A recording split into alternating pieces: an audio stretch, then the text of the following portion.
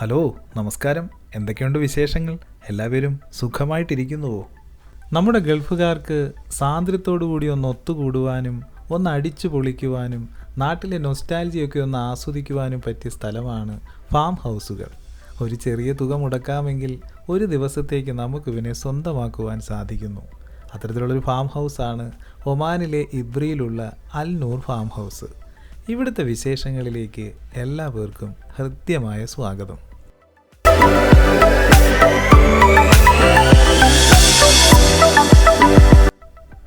ഇതിപ്പോൾ നമ്മുടെ നാട്ടിൽ പോലും കാണാൻ കിട്ടാത്ത കമ്പിളി നാരങ്ങയുടെയും ചെറുനാരങ്ങയുടെയും ചെടികളാണ് നമ്മളിപ്പോൾ കണ്ടുകൊണ്ടിരിക്കുന്നത്. ഇവരെ ഈ ഗൾഫ് നാട്ടിൽ കാണുമ്പോൾ ഒരു പ്രത്യേക ഇൻട്രസ്റ്റ് ഇല്ലാതെയില്ല.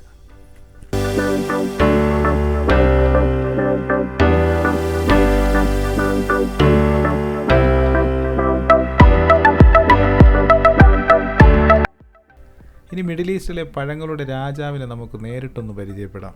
അതെ, ഈന്തപ്പഴം. ഇവിടെ ഇങ്ങനെ കുല കുത്തി കിടക്കുകയാണ്. ഇവനെ എങ്ങനെ നേരിട്ട് അകത്താക്കുവാനുള്ള അവസരം ഇവിടെ ഉണ്ടായിരിക്കുന്നതാണ്.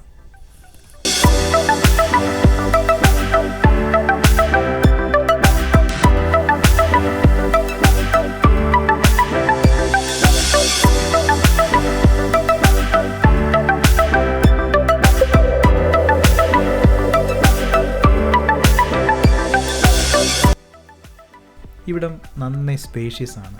ഫ്രണ്ട്സുമായും ഫാമിലിയുമായും കറങ്ങി നടക്കുവാനും കൂട്ടുകാരുമായി ഇരുന്ന് സംസാരിക്കുവാനും ധാരാളം ഇടങ്ങളുണ്ട്. ഇവിടെ വന്ന നമ്മുടെ ടീമുകൾ സ്വിമ്മിംഗ് പൂളിലും കുക്കിങ്ങിലുമായതിനാലാണ് ഇപ്പോൾ ഇവിടം ഇങ്ങനെ എംപ്റ്റി ആയി ഫീൽ ചെയ്യുന്നത്.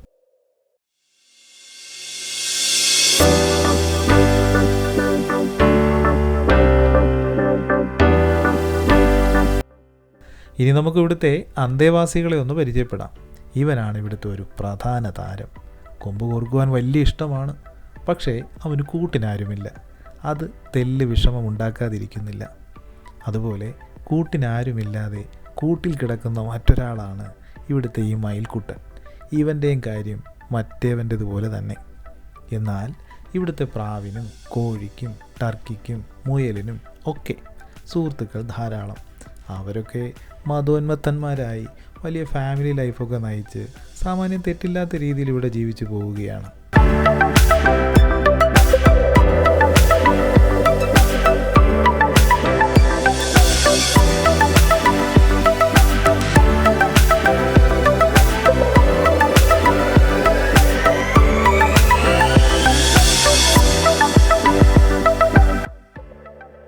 കുട്ടികൾക്ക് കളിക്കാൻ ഇവിടെ ചെറിയൊരിടമുണ്ട്. നമ്മളോടൊപ്പം വന്ന ഭാസ്കർ കുട്ടിക്ക് ഈ സ്ഥലമാണ് നന്നേ ബോധിച്ചത്. ഒറ്റയ്ക്ക് അവൻ ഇവിടെ ഇരുന്ന് കളിക്കുകയാണ്.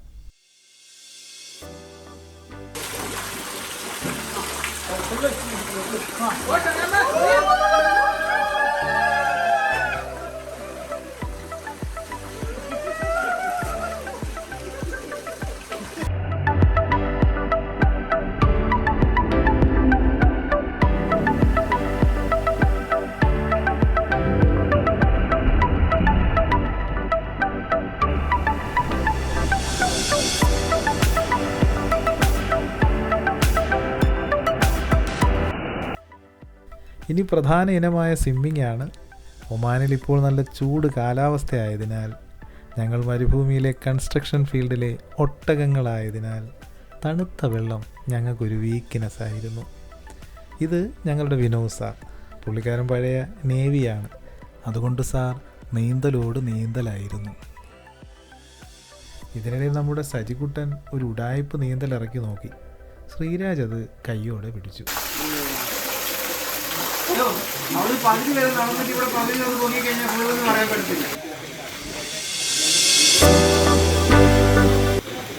ഇനി നമ്മുടെ യാത്രയുടെ ക്ലൈമാക്സിലേക്ക് കടക്കുകയാണ്. ഇതിൽ നീന്താത്തവരും കുളിക്കാത്തവരും കളിക്കാത്തവരും എല്ലാവരും പങ്കെടുക്കുകയുണ്ടായി. തീറ്റയുടെ കാര്യത്തെക്കുറിച്ചാണ് ഞാനിപ്പോൾ പരാമർശിച്ചത്. ഇതിൻ്റെ തയ്യാറെടുപ്പാണ് ഇപ്പോൾ ഇവിടെ നടന്നുകൊണ്ടിരിക്കുന്നത്. ചിക്കൻ ഗ്രില്ലിംഗ് ആരംഭിച്ചിരിക്കുന്നു. നമ്മുടെ പ്രിയപ്പെട്ട ഹസയും മക്സൂദുബായും പാചക പ്രധാനികളായി തീർന്നു. ചിക്കനും ഫിഷും നേരത്തെ തന്നെ മാറിനേറ്റ് ചെയ്ത് റെഡിയാക്കി വെച്ചിരുന്നു.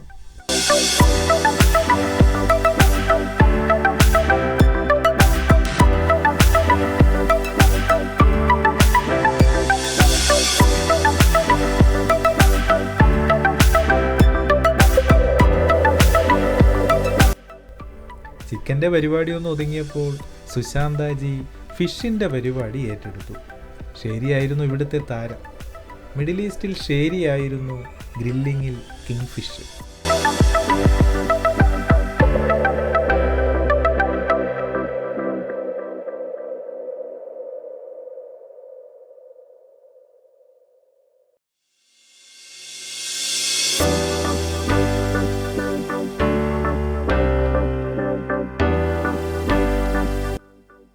ഒടുവിൽ ഭക്ഷണം കഴിക്കുന്നതിനായി എല്ലാവരും ഒത്തുകൂടി. ഇവിടെ എല്ലാവരും എന്ന് പറഞ്ഞല്ലോ, ആ പറഞ്ഞതിലൊരു കാര്യമില്ലാതെയില്ല. ഈ ഇരിക്കുന്നതിൽ ഒമാനികളുണ്ട്, ഭാരതീയരുണ്ട്, സിറിയക്കാരുണ്ട്, സുഡാനികളുണ്ട്, ശ്രീലങ്കക്കാരുണ്ട്, ബംഗ്ലാദേശികളുണ്ട്. അങ്ങനെ പല പല ദേശക്കാർ, പല പല മതസ്ഥർ. എല്ലാവരും ഒരു കുടക്കീഴിൽ. എത്ര വിശ്വം ഭവിത്തേക നീഢം. അതെ, ലോകം ഒരു പക്ഷിക്കൂടായി ഭവിക്കുന്നു.